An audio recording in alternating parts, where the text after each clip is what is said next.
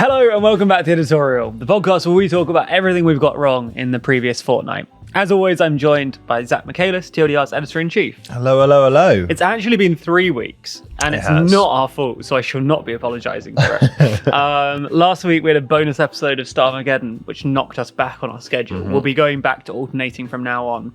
But if you want to direct your ire towards anyone, get in the comment section of Starmageddon, let them know. We missed the editorial. God, I thought it was going to be no one's fault, but... I don't know. Oh, it's no one's fault. Ben's fault. Okay. And Georgina. Okay, fair enough, yeah. How many mistakes have we made in the last 3 weeks? You know, I do feel a bit silly that I think we sort of tempted fate last time because we had that quite smug episode where we basically said, we're the best. Yeah. And then like 2 days afterwards... And then we said... this episode wouldn't even be an editorial. It would just be a Q&A because we've got nothing to talk about. That was aspirational. But and then I think about 2 days afterwards, we have maybe like the lowest dislike video we've had in quite some time, which is the India-Pakistan one. Should we'll dive straight into that one? We will be Q&A'ing at the end of the episode though. So if you're here for the Q&A, that will still be happening, but we'll be editorializing first, then Q&A'ing. So let's jump straight into India-Pakistan. So this is the India strikes Pakistan. Or Pakistan.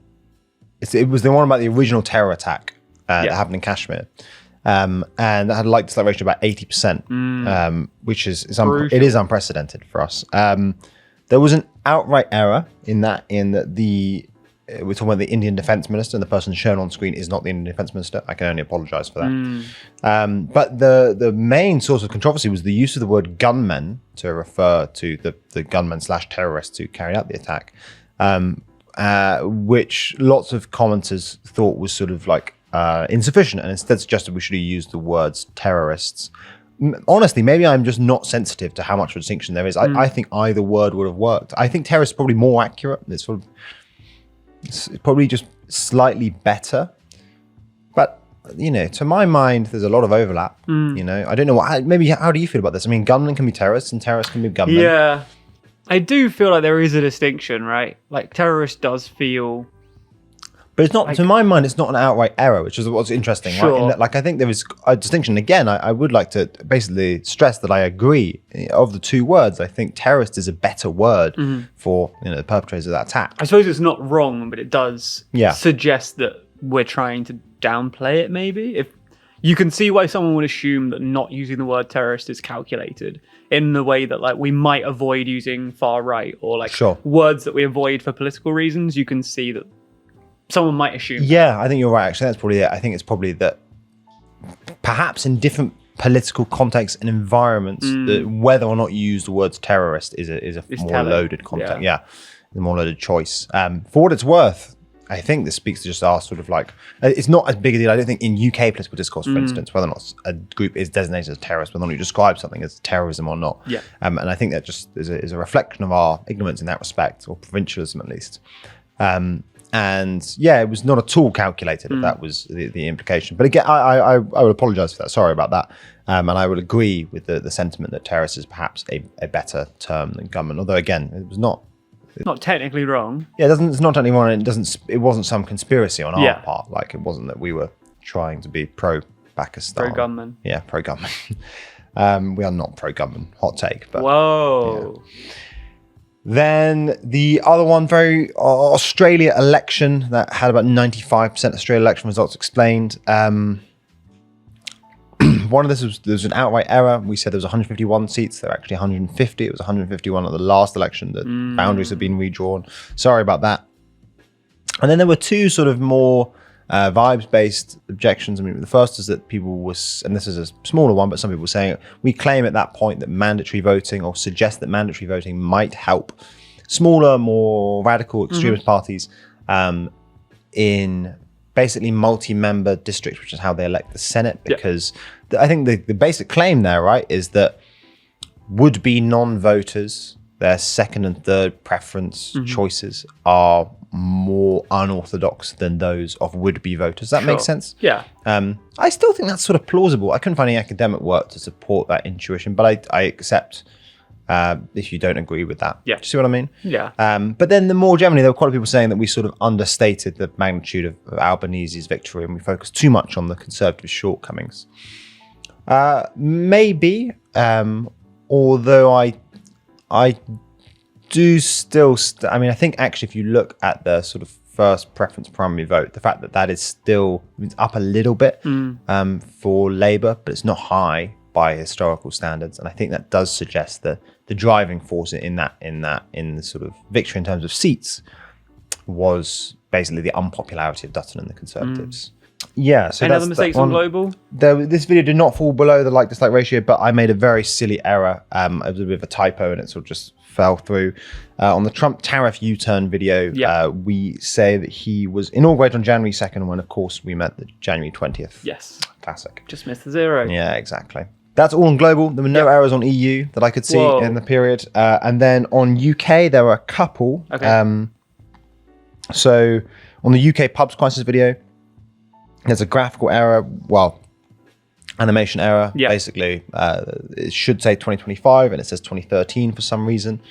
On the UK two-party system video, there's a point where the animation highlights don't know instead of slightly disagree. When it's showing certain polling, it just highlights the wrong category. And then there's not an error, but I actually realized this watching the video back. But on one of the most recent videos, which is about the UK-US trade deal, there's a point when we imply that car exports to the US basically are affected by zero tariff. But what am I trying to say? There's a 0% tariff on car exports to the US. That's not true. Obviously, 10% flat tariff. Yeah, exactly. So just to clarify that, I appreciate that was not phrased very well, and apologies for that. And then finally, the only video to fall below the threshold though is the UK-India trade deal. That seems to be because there is a controversy over that. It's what's called Double Contribution Convention, which is about the fact that Indian workers seconded to the UK don't have to pay national insurance for the first 3 years. For the first 3 years. And instead they pay them to the Indian state. And for what it's worth, and we should have mentioned this in the video actually, and I apologize for this, the Indian rate is very similar to the UK rate. Okay. It is also worth saying that employers still pay the visa fee, obviously, and then also the NHS levy. Okay. And we didn't mention those things. I apologize for not mentioning those things. The irritation in the comments is more general. It's more about basically people on the right saying we didn't go hard enough, saying this is undercutting British workers, and even if they are paying a similar national insurance rate, the fact that this allows them to do it, it will encourage sort of basically Indian workers to be seconded in the UK, and that would in turn undercut British workers. I think that just depends if you buy into the more general argument that immigration undercuts domestic workers, right? And then those generally on the left, basically to caricature these positions, on the left were saying we didn't go hard enough on basically we didn't argue passionately enough in favor of this double contribution convention because, as we did point out in the video, it's true that we have similar agreements with 50 other countries. The basic motivation behind those agreements is very, very fair, right? You want to avoid double taxation. You want to avoid making people pay for social security contributions in both their home state and this new state that they're working in. I see that, I actually think that the phrasing of in the original video is fine. We say that this is, I think the word is reasonable, the motivation behind the double contribution conventions. Although I do accept that actually we should have just included more information, right? I would have liked to, in retrospect, include that stuff about the Indian rate. I think that's obviously very, very relevant. And the fact, I think the national insurance levy, or the NHS levy is also an important thing to mention, right? Because a lot of the anxiety, at least in the sort of British discourse, stems around this idea that basically seconded workers are putting more strain on the NHS when they're paying the relevant taxes in that respect. So I actually think that one, I don't think I'm going to apologize for not sufficiently taking a side, but I will accept and I will apologize for not including what I now consider to be relevant information in the original video. Okay. And also, that is everything. Video we had to create pretty quickly, but that was it was I think that came out. Was that the one that came out in the afternoon? No, it came out in the morning. It was written in 3 or 4 hours and then animated in the afternoon. So not as an excuse, but that explains why we maybe didn't get every fact that we now wish we Yeah. Although, you're still a little apology. Of course, naturally.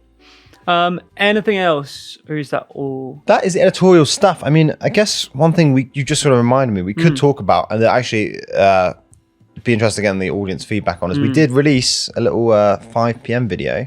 We did. We generally release videos at 9:30 and 10:30 in the morning. Those are our 2 normal slots. Sometimes they're released a little bit earlier or later, but generally 9:30 and 10:30 are when we release videos. We did release the video, the India attacks Pakistan video. Yeah. I think it ended up being about 4. Yeah, it was quick, wasn't it? It was early after, to Jan. late afternoon, I suppose. That was a video that was written in the morning, animated throughout the late morning, afternoon, and then released late afternoon, like really tight production timeline, which we don't normally do. I mean, even 24 hours is quick normally. Even getting that video ready for the following morning for 9:30 and 10:30 a.m. is still quick. But we had the video ready and it felt time sensitive. And also we'd literally just had a meeting internally about the potential of releasing videos in the afternoon, because we have tried it in the past, but like in 2018, we tried it last. It's been like 6 years, 7 years since we last tried releasing in the afternoon, and back then it didn't work particularly well for us, which is why we stuck to the morning release schedule for various kind of tedious reasons. But we suspected that would work better. At least in this instance, it looks like it's not made much difference, and the video looks like it's performed about as well as you'd expect it to, regardless when it was released in the day. So we are going to be experimenting more with afternoon releases when the videos are ready in time, and also when it feels relevant to get them out quickly. It will be an experiment. I imagine we'll try this like a few more times minimum until we get like good enough data. But yeah, it'd be interesting in the comments. Do you like it? What do you think with the 5 p.m. release is basically what we're getting at? Or like the afternoon release? Yeah. I suspect people don't mind, right? Well, we'll find out. Let us know in the comments. So that is all the editorializing. As we said earlier in the episode, last time, we said that instead of doing the editorial, we would just do a Q&A. We're about 12 minutes in, so we've already done a bit of editorialing. But let's go through some of your Q&A questions you sent in last week. We'll go through a few, then we'll stop. I have 27 noted down as like good enough to answer. No offense to good answer, not on this list. But we're going to randomly select from the 27. And then in future episodes, we will fill the last few minutes with a couple of Q&A questions kind of indefinitely. So if you have more questions, feel free to keep submitting. We can add them to the list. But we're going to randomly select some questions now and answer them. So, random number generator. Question number 3. Random. It truly is random. Question number 3. Can I just put, are there any of them, are they all like, what are you guys doing today? Or any of them like, will Trump's, how much of them are policy focused? Basically, none of them are policy focused. Oh, that's a shame. Yeah. That's what I'm, fine. You can ask, absolutely. Yeah, I mean, I would prefer, if we're doing this, I would prefer policy focused ones. I just only think there's only so much to be gained from even more navel gazing. Do you know what I mean? That's what the editorial is all about. Apparently so. Question number 3. Are you ever tempted to put personal opinion in when politicians do stuff you consider truly insane? We talk about this a lot internally. No is the answer. I just think that in general that the best way to communicate that someone has done something totally insane is to avoid putting any opinion in there and just sort of lay out the facts. And then, if it is really insane, that should become apparent just by laying out the facts. It definitely is the most tempting though, right? Like when it's something really unhinged, it surely is the most tempting because you feel like the facts are so on your side that you can just say, it's a bit like when you did your infamous worldly leaderboard Trump ran. Yeah. That wasn't necessarily, it was a bit opiniony, and also it's a podcast, so different. Yeah. But like, when it's something like that, I suppose you feel more vindicated to lean into your opinion a bit more because you just think, well, objectively, like all of the well-versed analysts are saying this. So it's imagine community of well-versed analysts that I like appealing to. You're not part of the Slack group of Apparently well-versed analysts. But surely that must be more tempting, right? But as you say, your logic is that by not doing that, you are still illuminating the insanity. Yeah, of course, exactly. Both things, the answer to both questions basically is yes. Like, of course, it's more tempting in those instances, but of course, I still stand by the thing that like removing opinion, not only is removing opinion like the best way I think to lay out the insanity of things, but I also think that if you sort of lean into an opinion too much, and again, like there's no straight binary line between sort of just mere hard fact and an opinion, and sometimes we definitely blur the line. Yeah. We don't mean to. But the other thing is that the only way to convince someone who's not on your side is to make sure that you keep your opinion out of it, right? Like if you're a massive diehard pro-tariff Trump guy and you saw my rant, to be honest, you probably think, oh, this is clearly a soppy liberal, bet he loves Obama and free trade or whatever.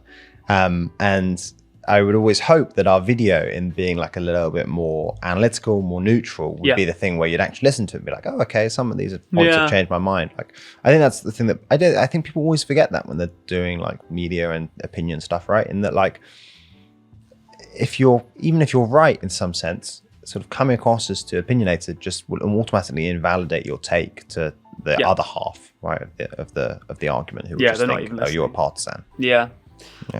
Okay, question number 20. I would buy the Too Long magazine if it came with an audio version of the team or article writer narrating it, which I think we can exclusively reveal 16 minutes into this episode of the editorial that we are planning on doing this with future editions. That's good to know. This is revealed to me as well. We discussed this in the office recently. Actually, I can't remember who.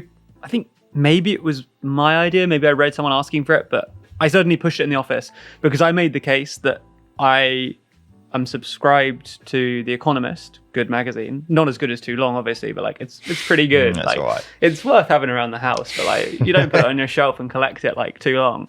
That I pretty much only consume that in the audio version because audio version of the whole Economist. You can click on any article, can't you? Yeah, and they just It's so I love the Is audio it AI? version. No, it's done. No, it's not. No. Or at least it wasn't. No, I think it's not. I think it's not. I'm pretty sure it's not. Yeah. If it is, they've got me. I'm falling for it. But yeah, I propose this. The team were broadly in favor, and sounds like the few people actually asking for this in the comments. So I think we can say that the premium edition of Too Long in the future will come with at least some of the articles audio narrated. Yeah. We will experiment with how much we do, but that is something we will be doing in the future because fun to offer that to people. Good to know. Question number 12. How do you decide what news to talk about? The world is a big place, and obviously you can't talk about everything. This is so much navel gazing. I'm happy to do it. But we always say in the office, there's this framing we have of import versus interest. I think we have talked about this on like one of those big global videos that we did when we like talked through the whole process. But I think quite a lot. It's a combination of like, will people watch this? Are they actually interested in it? And then like how important it is. And sometimes, we do videos where we just think it's sufficiently important that we haven't got to worry about the views. And conversely, sometimes there are videos that we just, even if we don't think it's important, or we think like, actually, what's a good example of this, right? Like when the Trump tariffs were first announced, right? In that like, when Liberation Day first happened, I still think we were doing a service in explaining what was going on, but like I think it had been pretty well covered by most outlets, right? And I think that in a sense we were sort of just like jumping on that and just being like, here's our little 5 cents, but I appreciate that we're probably not adding anything new. Whereas I think most of our content is supposed to sort of slightly fill a gap, right? In that it's supposed to be like 12, 24 hours after a story has really happened. You've got a whole load of headlines, and we're supposed to be providing a little bit of an overview to someone who's been like, oh, I'm a bit overwhelmed by the headlines. I don't want to spend my life constantly checking the 24/7 news media. Oh, there we go. Here's a good way of explaining it. The other thing I'll say is that there is always a relationship between import and interest, in that like your video can only be so important if it's unpopular. You're not going to be adding much per se to the discourse in doing a video on, I always have loads of niche economics topics that I want to do, but if I did a video about Keynes's Bancor system, it'll get like 20,000 views. It's not gonna, I'm not gonna change minds. It's not gonna be doing anything, even if I think it's important, right? So yeah, there's always that interplay between import and interest. Also, just as individuals, people have different interests, right? Like a little bit, obviously not too much of it, but a little bit of it is just we're all paying attention to different things. People have different areas they're interested in, different geographies they're interested in. Obviously, our content biases towards the UK more than like naturally a generic news brand might, because we're based here and we have a channel based here. So there's other factors too, but that's the broad thinking. We're looking for things we think the audience will be interested in and worth spending our time talking about. Okay. This is actually following on question number 23. Follows on from the question we just asked. What are each of the writers' preferred topics to cover, and what areas would you consider yourself experts or most knowledgeable in? So you can do yourself, and then maybe like a quick, your perception of the other writers. I'm doing my perception of the writers. We're not going to do little cameos. Just bring them up. No one wants to do long. I think broadly speaking, quite a lot of it's split by channels, right? In that, like, Ben is our UK writer. Naja focuses mostly on EU. Rory is a sort of EU global split. Yeah. A little bit of UK. And Georgina is more EU and then more recently a bit more UK as well, right? Yeah. I would say probably mostly global. Yeah. But then I dabble in UK. There's still quite a fair bit of EU. In terms of like, I think that's basically the broad strokes of it, right? And then I would probably say that the only other relevant division here is that I still do most of the econ content, right? But I think that's a pretty good overview. There are sort of regional specialties within that. Georgina speaks French and German, which helps. And generally, I think Naja focuses on the Balkan content a fair bit as well. Rory loves South America historically. Rory does. That's lately, true. He does love South America. He used to be our South America guy. And he also does a bit South Africa. There's specific countries. Japan. He's big on Japan. He's big on Japan. And Korea. Yeah, true. So Ben was our Australia person. Yeah, very briefly. Yeah. Now Australia is less relevant. Yeah. But yeah, so I think those are sort of like the broad strokes. Yeah. I think that's fair to say, yeah. Question number 15. I added this. Yeah, we don't have to answer this question, but I just enjoy the question. What are each of your office nicknames? And do you have internal nicknames for the programs you do? Like, is the editorial called Jack and Zach Editorial Attack? I think it should be. We'll get that on a t-shirt. I don't know if we have any office nicknames. Do we have any nicknames? I think the only nicknames we have are like shorter versions of our names, which isn't that interesting. And internal nicknames, not really. We don't have any. This it's is kind of a no. No. All of the Too Long issues have an internal code name. But besides that, we don't call it Jack and Zach's Editorial Attack. Although I'm really feeling like we probably should.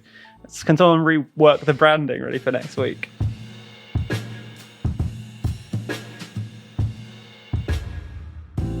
All right. One more. Question number 2. Could you run through what the average day looks like for you two in the TLDR office? Your jobs are pretty unique, so it'll be interesting to see what you guys actually do in each day. Also, which one of you is the boss? So what are you doing? This could be tense. I think this is where there's a de jure de facto distinction at play. Maybe we answer the questions what we do in the day, and then the audience decides who the boss is. Okay, fine. Yeah, I think yours is harder to answer than mine. Yeah, mine is much harder. So you go for it. Mine is really quite routine. I mean, my job really has not changed. I mean, honestly, for like 8 years, right? Like however long it's been. Yeah. Because it's just writing. I still write a lot. You wake up early. I wake up early. Baby. I do wake up. So yeah, you really want to get into it. Go on. Bit boy. I wake up sort of like a bit before 6. And then I normally try. I thought it was earlier than that. I'm less impressed now. It's 5, I thought you were doing proper 5:40. 5 a.m. kind of. No, 5:40. I tried to do that. Kind of energy. And then, oh god, yeah, it's very Goggins coded. But yeah, I would. And then I try and do a little bit of work before the baby wakes up. It's normally about 7. This doesn't always happen, obviously. It depends on.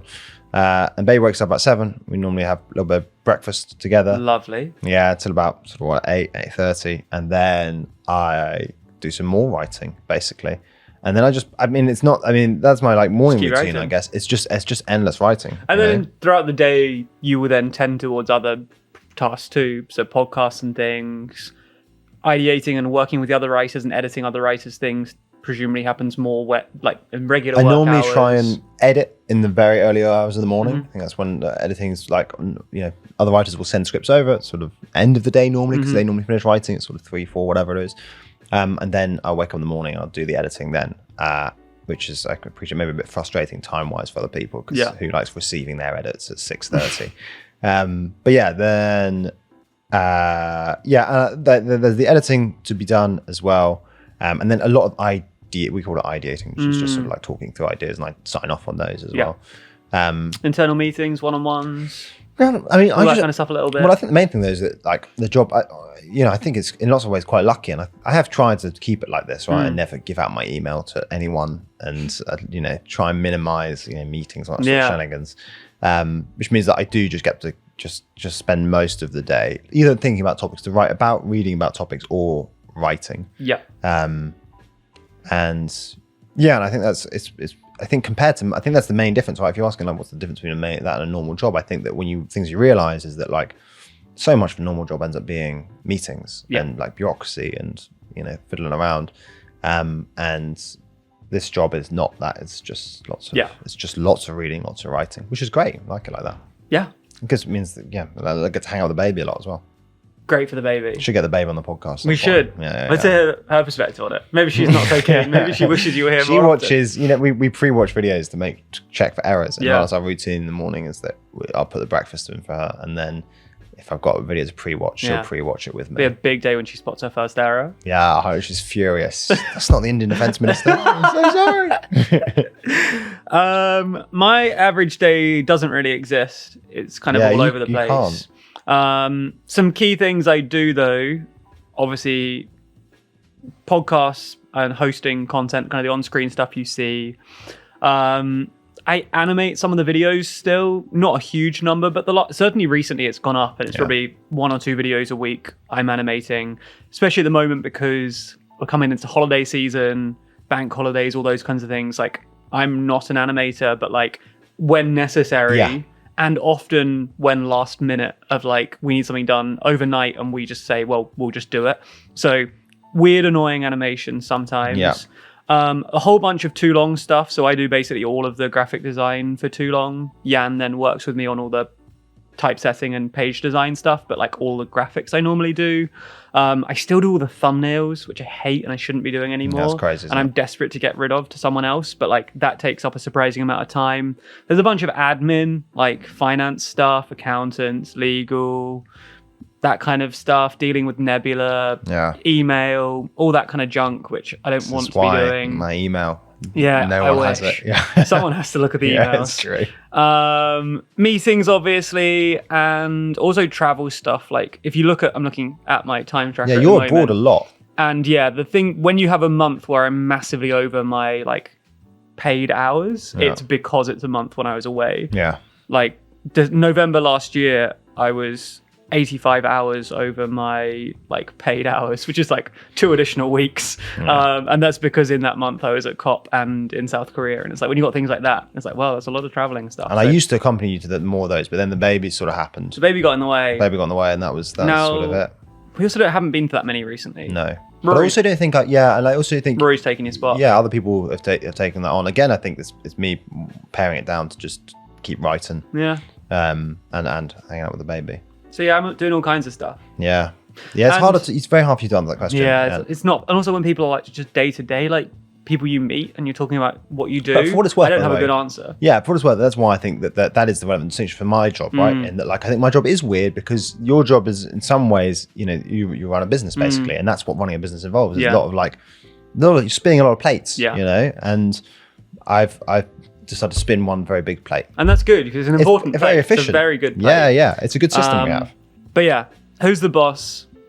Zach's in charge of the journalism. I'm flattered I'm even in contention, but yeah. And I run the company. Yeah. So, take it how you will. Okay, that was the editorial for this week. We do have a bunch more questions in the list, but if you have any more questions you want to submit, feel free. Comment on this video. I'll be keeping an eye on them and I'll add them to my document. Also, Zach wants policy questions. So. Yeah, also tell us if you enjoyed this segment, because if this segment is really, really rubbish and too boring, which is very possible. Very possible. Then it's going to stop. Oh, the ghost has voted. Okay, we'll see you next. 2 weeks' time.